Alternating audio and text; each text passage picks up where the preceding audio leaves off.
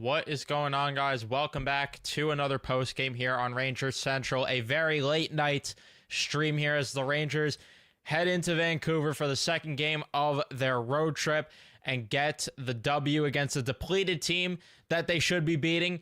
And thankfully, this game is over. Honestly, that was the best news of the night, is that this game is over, because holy crap, I was so close to falling asleep during this one with how much of a snooze fest this game truthfully was. This game was very, very boring for the most part. But yeah, we're going to talk about the Rangers get the job done. There's the good, there's the bad. We're going to tackle all of it here. Before we jump into everything, please be sure to leave a like on your way into the post-game stream here. Subscribe if you guys are new, especially for Ranger fans. Turn on your notifications so you know when I upload or go live on the channel. And if you guys do want additional content, because of the fact that I do have the membership program, and to be honest, I wasn't doing a good job of rewarding the members, I am starting to upload member videos now, as I did upload one earlier today. So if you guys do want to get additional content, for some reason you really like me, I don't know why, but for some reason you do, and you want extra content, you could do that. It is not mandatory. It is just additional content if you want to watch it. But yeah, enough of the self-plugging. Let's talk about the game, because again, this one was such a snooze fest for the most part, because man, that third period in particular, boring. The amount of whistles, boring. This is a very boring game for the most part, but they get the job done, man. They get the job done. When I saw Silvas's numbers, I was like, you have to beat this goalie. You have to win this game, because there is no excuse to not beat them. And even then, you look at their lineup, no JT Miller in the lineup. You see no Brock Besser. You see the absence of all these different players from their lineup. And that's a team that you should be beating. I mean, Eric Brancham, who was put on waivers from the Colorado Avalanche, who was depleted by injuries. That's how bad he's been. He got claimed by them. He did. That's a team that you should be beating, and they get the job done. You saw the best performance that we've seen from a couple of guys in this game. Keandre Miller, one of his better performances tonight, but that's that's a huge thanks to Adam Fox, who played easily his best game of the season. I thought he was the best player on the ice tonight. The way that he was playing on both ends of the ice, especially in the D zone. But the thing that I love the most is I want to see him be more active in the offensive zone at points, and that's how I've always felt over the past few seasons. And you saw him doing some of that tonight, getting involved offensively, and most importantly, he was doing a great job in his own end in terms of the issue with this team is breaking the puck out. You didn't have to worry when he had the puck on his stick. You didn't have to worry about bad things happening in general when that pair was on the ice, because the other two pairs were just absolutely abysmal. It felt like every time it was not the Fox and Miller minutes, it was a slug out there watching this team attempting to play defense. In general, they obviously still have issues with their forwards lacking on the back check, because for some reason guys are constantly going up too high out of position. For some reason, Riley Smith is losing board battles, not keeping pucks in the offensive zone. Kreider and Zibanejad forechecking the same guy, getting beat below the goal lines at points. But either way, they, not to say they had a terrible game for that line, because this is one of their better games. They obviously produced a little bit more than they have in the past few games. And just in general over the past few seasons, Mika and Kreider specifically. But yeah, the third line, as much as I miss Phil Petel, they did a lot better, but Will Cooley was the catalyst of that line. Capo Caco didn't play all that bad in terms of the offensive zone play. Again, this team in general, my worry still is in the D zone, because in the D zone, this team is not playing good enough at all.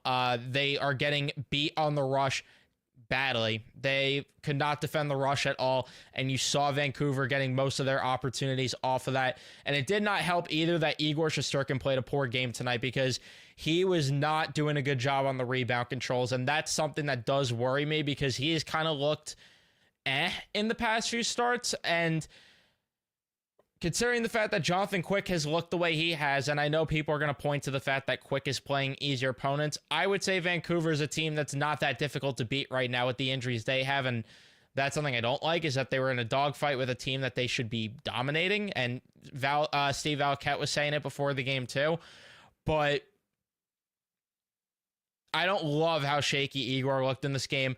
Some of those goals, I didn't like that he let up. I really didn't, especially the Sherwood goal. And I know that there was an odd man rush against, but I really didn't like that one.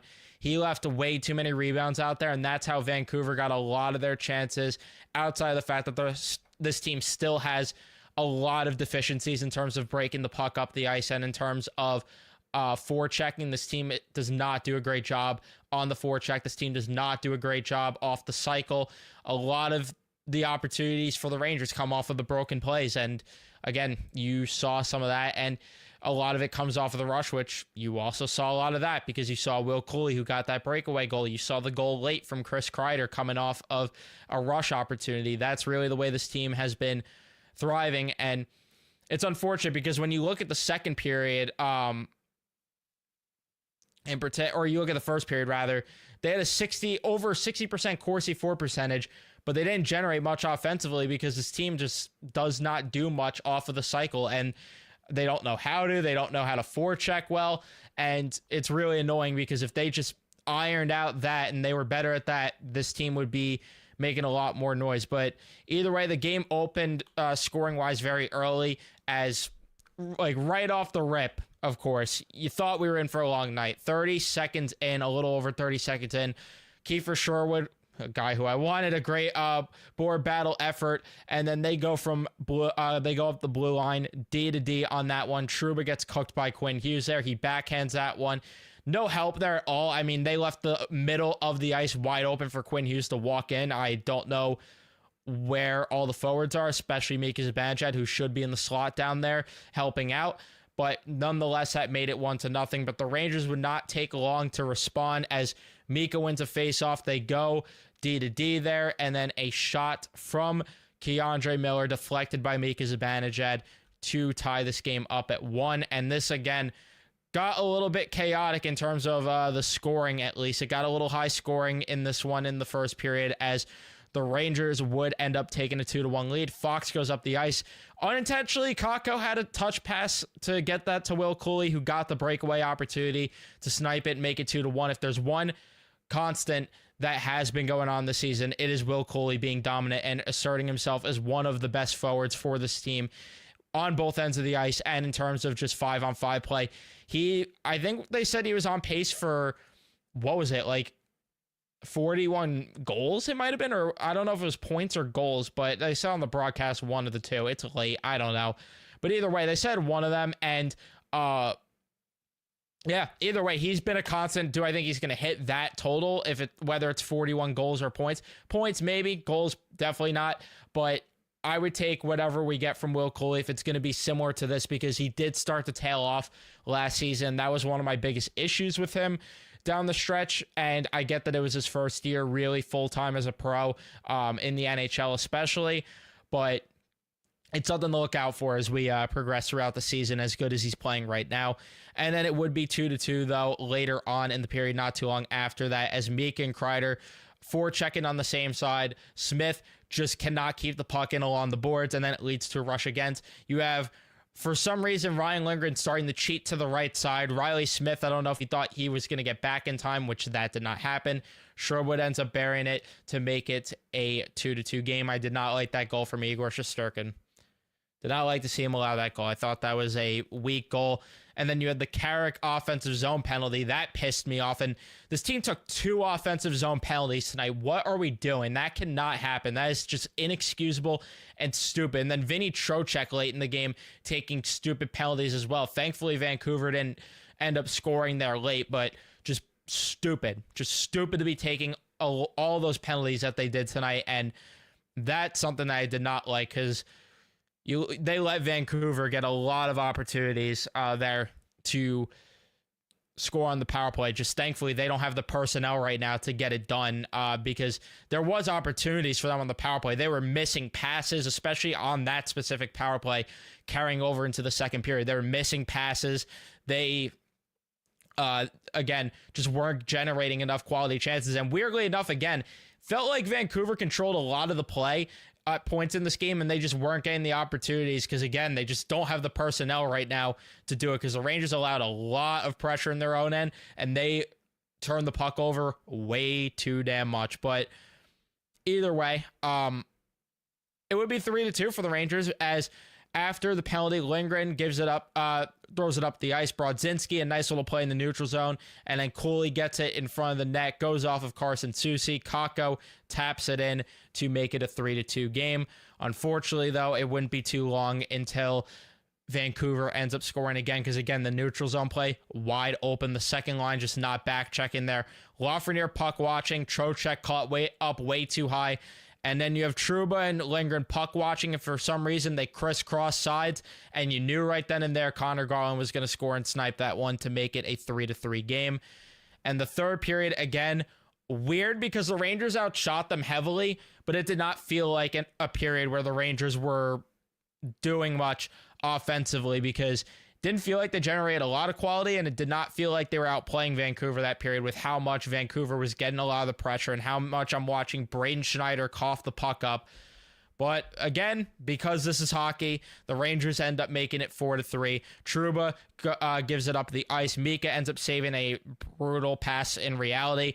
And then the passing back and forth between that line, and then Chris Kreider would end up getting it to make it a 4-3 game. Vancouver had a lot of chances late, especially with the net empty, but they end up getting the job done, holding on to win. Again, Igor left a lot of rebounds for Vancouver to potentially capitalize on, and that I didn't like, and that, again, does worry me going down the road here. But regardless, yeah, they get the 2 points, despite Trouba and Lindgren playing as poorly as they did when they were on the ice for every single goal against. Braden Schneider, I didn't think played a great game. I did not think the fourth line played great. I didn't think the second line played great. I didn't think a lot of guys individually played great. The third line was solid. First line, decent. This first D pair was great. And then Zach Jones, I thought, was good. But yeah. They just need to do better in their own end, though, and they need to do a better job, like I mentioned, off of the forecheck and cycling, because Vancouver was just way too easy for them at points. And I noticed early on how much they were just clogging the middle, because what were the Rangers doing off of their offense non-stop, or off of their offensive pressure non-stop? They would just fire shots from the blue line, and then it would just be blocked. And that's something that annoyed me last game. It is going to annoy me if they keep doing it. So hopefully that's not something that becomes a pattern. And yeah, I think that's really all I have to mention as they head to Calgary on, what is it, Thursday, tomorrow at this point, because of what time it is already, which I hate these late night games. I really do. They're annoying. They are really annoying. Yeah, tomorrow at this rate, 9 o'clock game at least, and then Edmonton at 10, which isn't fun, but at least they're back home after that. So there is that. But yeah, I think that's really all I have to mention with that. So I will get to the chat now. Before I do, leave a like if you have not already. Subscribe if you guys are new. Turn on your notifications so you know when I upload or go live on the channel. And yeah, let's see what you guys are saying in the chat for tonight. Not that I expect a lot of people here, but shout out to the people watching on replay. Of course, I understand if people aren't watching on a weeknight at 1 a.m. or Rangers post-game show from some loser sitting in a red and black chair. But yeah, let's see what you guys are saying in the chat. Shout out to anyone that is here watching, though, this late at night. Roberts, wish every Ranger forward played the game like Cooley. Must we start every game with Mika's line? They seem to give up those early goals. Yeah, I don't like the way, I didn't like the way that line played defensively tonight. Like, as much as they got better opportunities than they've got in the past few games, I didn't like the way they were playing defensively tonight. Really didn't. Some positives to take away from this game: Fox, Mika, third line, but I cannot stress enough how they need to be better defensively, especially I think everyone's on the same page there that this is just not good enough of a defensive effort. It's just truly not going to cut it if they keep playing defense this way. And we all know this, but it is what it is. This is why, though, they're in close games with some of these teams, By the way, I forgot to even bring up the fact that on the power play, that one chance the Rangers had, did anyone get deja vu to Thatcher Demko not having his blocker on? Because that happened with Silvas, where he lost his blocker, lost his stick, and Vinny Trocheck, for whatever reason, decided to shoot it glove side. Makes sense. What's going on? It's good the Rangers beat a Canucks team, but we still have a lot of work to be done. I agree there. Well-balanced play by all lines. Coley-Kakko combo played well. Another uninspiring win per usual. I agree, but I've kind of just accepted it. The key to take a short power play nap before the or take a short power nap before the game. That's what I should have done, and that's what I'm going to do for the Edmonton game. I'm not going to do it for the Calgary game because at least that one's at 9. But I am going to for sure do that for the Edmonton game. If I'm able to, which I don't see a reason I wouldn't be able to, but that's neither here nor there. And I get it, Nick. I want a full 60 just as much as you. I want a full 60 just as much. But I'm at the point where I've just accepted this is who they are, and why get worked up? Is Will Cuylle becoming anyone else's new favorite player? He's definitely becoming a favorite quickly here. I think you're going to see a lot more Will Cuylle jerseys at the Garden, and I actually thought about buying one the other day. Not specifically at the Garden, but I'm just saying buying a Will Cuylle jersey.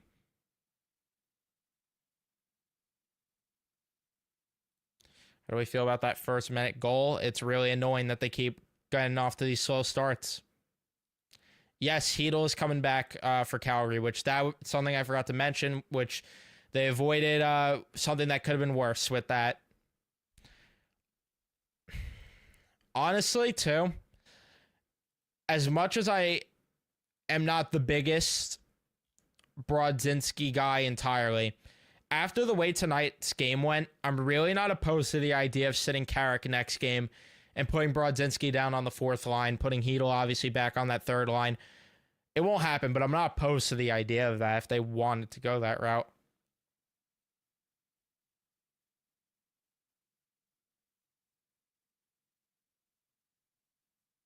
And yeah, there's a system issue on the back check because sometimes there is a 3rd man high. Sometimes there is, sometimes there's not. Because the play with Riley Smith, he wasn't below the goal line, but I cannot talk right now. He should not have been where he was. He should not have been where he was. Why can't I talk? He should not have been where he was, anticipating that play there, or he's got to stop it along the boards. That was really bad. Late night streams for you. Late night streams for you. Didn't mind. It was for tonight. It was Why was Laviolette taking the top line off the ice so quickly? Because they were just all right. They were all right because defensively they just weren't getting it done. You got to play the 3rd line more.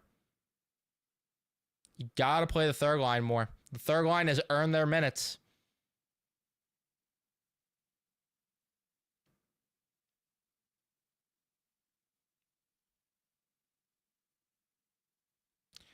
Coley's really coming into his own. Hopefully the physicality and the energy he brings every game can start to rub off on the rest of the lineup. Yeah, hopefully, because as much as everyone loves to talk about Rempe's play doing that, Will Cuylle a guy that I could see wearing a letter for this team one day.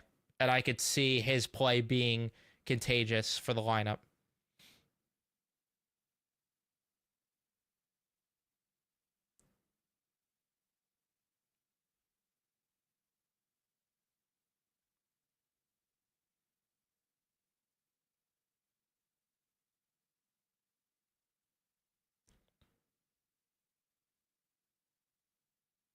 Gabe Perreault 3 points tonight, including a sick goal. I saw that. I'm very curious if he's going to be on the table as an option come down the stretch when he's eligible to sign. But who knows?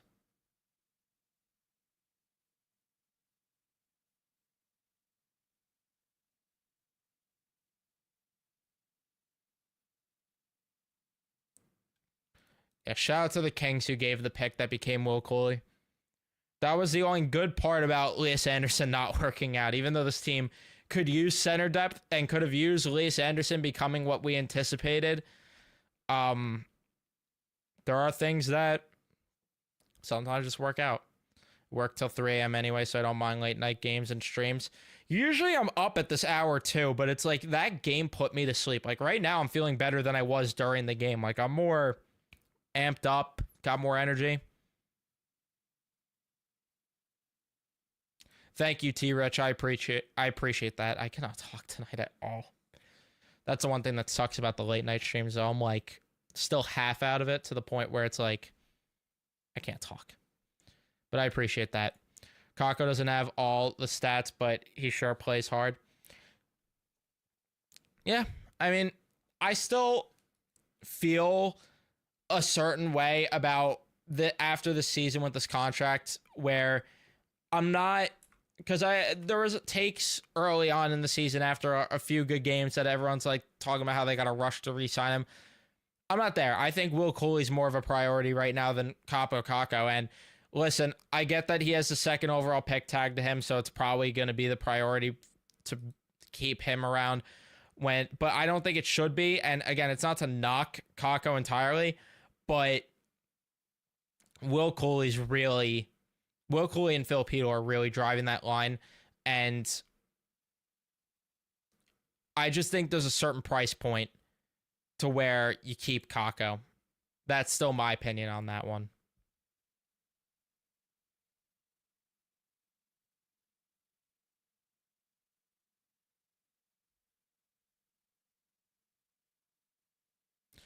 Thoughts on the Bruins firing Jim Montgomery? I thought it was stupid. I don't understand what they're doing because Sweeney has done nothing for that roster over the past few years. The Bruins are where I envision the Rangers could be very soon.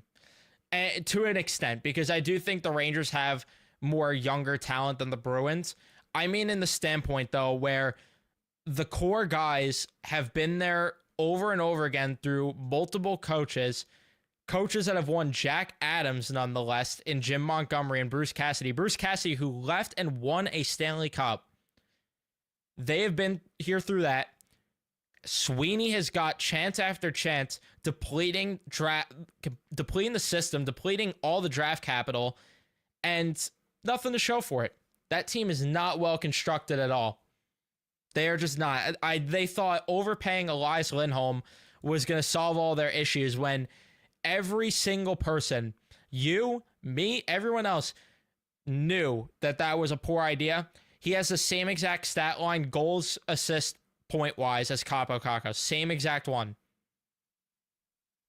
Unless Kakko's did an update on here tonight, which I think that actually is the case. So Kakko has actually more points than Elias Lindholm right now. Don't tell that to him in negotiations if he finishes the season that way. But yeah, Kaapo. Wait, let me see. I think I got it wrong, actually. Let's see. No, they didn't update his stats yet. So Kakko has more points than Elias Lindholm. They thought that was going to put a Band-Aid on a bullet-sized wound hole at the center position. Charlie Coyle obviously was not going to replicate what he did last year, and you're seeing regression there. The team's just coming back down to earth. Like, I don't know. That's just what it is. I think they have a couple of guys that will be intriguing. I think they got to just hit. I think it's time they got to hit the rebuild button, though. I think it's time they got to do it. I know they probably won't, but they realistically should with the timeline they're in right now because they have pieces that they could sell off that would have some value. And I know they signed guys to long-term deals, like I mentioned with Lindholm, Zadorov, and Lindholm. So both Lindholms, that is, Hampus and Elias, but they're in such a tricky spot because it's like, how do you hit the rebuild button when you have some of these guys locked up on long-term deals? But then you look at guys like Marchand and Frederick, who they are pending UFAs, and they can maximize the values there. So it's a weird situation, but man, Boston's in a tough spot. Boston's in a very, very tough spot.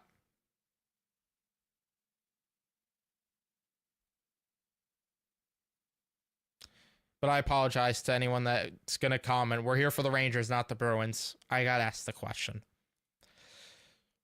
Already know what's going to happen. Give up an early goal in Calgary. Just like the last. Yeah, they are. They always have fits in Calgary. I don't think they've won a game in Calgary since like 2018. Let's see. The New York Rangers record in Calgary. Let's see. When is the last time they won a game in Calgary?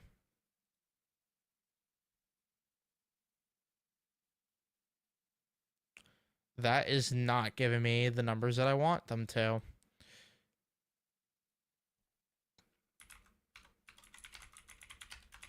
Let's see if I could find it this way. That's just not what I wanted. I might have to do research on my own on that one. If anyone has, did they win in Calgary last year? I think you're right, because I think I remember tweeting about how they've never, I think I tweeted last year about how they never won it, or it's been since 2018 since they won in Calgary, and then they won last year. That could be. Yeah, I think they won last year. I think you're right, because this was the road trip they swept. You're right. You're right about that. I do want to fact check that, though, quickly. Just to see. Because I gotta get my memory here. Yeah, they won 3-1. Yeah, that makes sense. Yeah, because they won against Seattle, and then I don't understand why the schedule had them go Seattle to Calgary, Edmonton, and then go back out that way to play Vancouver, and then go back the other way to play Winnipeg. The NHL schedule makers for you. But yeah, outside of last year, yeah. But they do have fits there. They definitely do have their fair share of fits in Calgary. Yeah, Sweeney's a moron.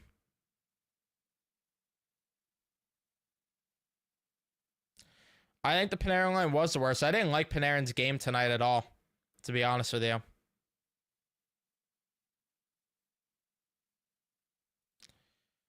I think you mean Bergeron there.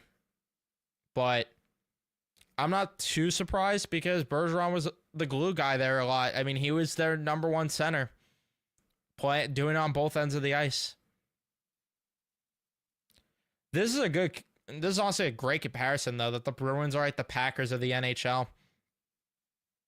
That's a fair comparison. On the road home from the Blackhawks shit game, 192 miles away. Oh, God, wait, what happened with the Blackhawks? I didn't check the schedule tonight and see the scores. What happened with the Blackhawks? Oh, lost to the Ducks. That's not fun. That's not fun at all. My guy Jason Dickinson netted too, though.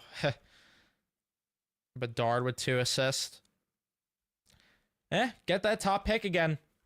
Get that top pick again. Get the kid from Long Island.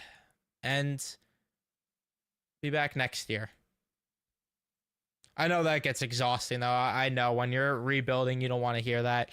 It's really infuriating.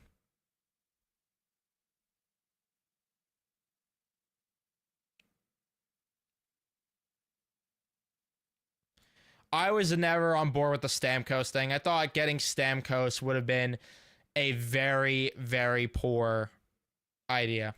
I was never about that. But I do agree that I'm thankful that they avoided some of these bad contracts that were handed out on July 1st. I'll agree there. I don't love the Carrot contract still. But, man, there was a lot of contracts handed out on July 1st that we talked about here potentially. And some of them would have been good. Some of them would have been bad. Brett Pesce would have been a disaster.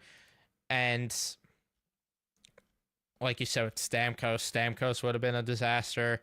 Sprong already went on the move. I still wouldn't mind I wouldn't have been losing sleep over Sprong. He's making like nothing.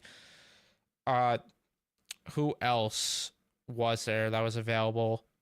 Bertuzzi's been like okay. Arvidsson's been okay. Just looking back at some of my videos, and then they had the Yanni Gourde mock trade. Maybe Gourde becomes a Ranger at the deadline this year, though. Because he is the best center available right now, and I do think that this team needs to get help down the middle / on the wing, and he could fill both. I think he'd be the perfect fit, but it might cost too much to get him.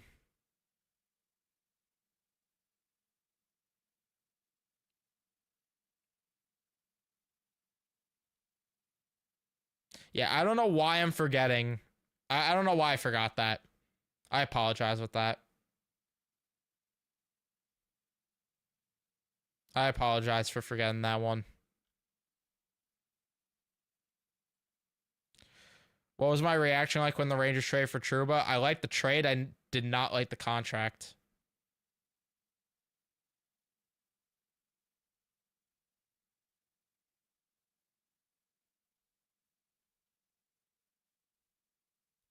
Have I ever played ice or roller hockey? If so, at the highest level? Yes to both. And I'm not going to sit here and lie. I never got that high of a level. I never got that high of a level. I'll DM you about that stuff, though. Because some of that has to do with personal things, if I'm being honest with you. But, yeah. I'll DM you about that. Just remind me, too, at some point.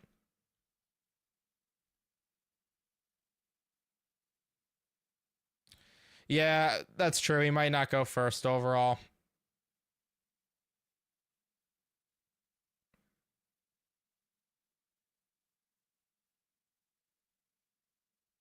Yeah, Skinner was a guy that I would have liked too, but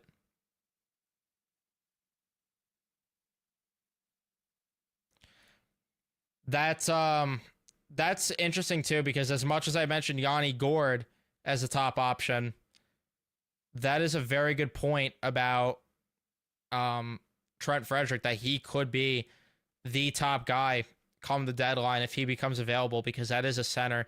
And man, I would be ecstatic if the Rangers got Trent Frederick. I would be going insane if they got Trent Frederick. That's a guy that I would want for the long term as well. That's a guy that I would want extended when they acquire him in a trade, or if they acquire him in a trade. What would it cost to get him? That's the problem, though, because you're probably looking at Brennan Othmann going the other way, and you're probably looking at, this is where it sucks that you don't have a second round pick right now. You're probably looking though at Othmann going the other way. A second would be like perfect for that, like a conditional second that could be a first if they made the conference finals or something. But maybe you just do prospects in the deal and a lower end pick. I don't know. I'm not sure what it would cost. I would love Trent Frederick though.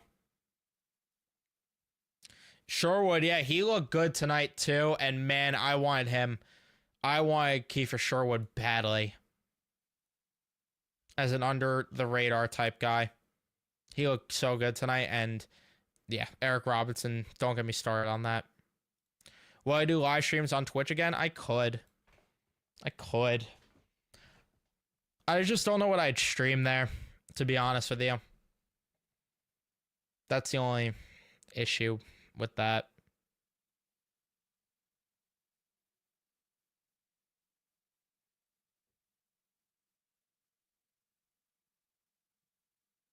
Yeah, the dude is tough as nails.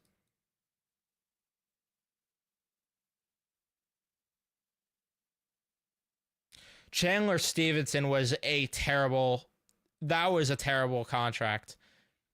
I could not understand why Seattle gave Stevenson that contract. That was just pure stupidity.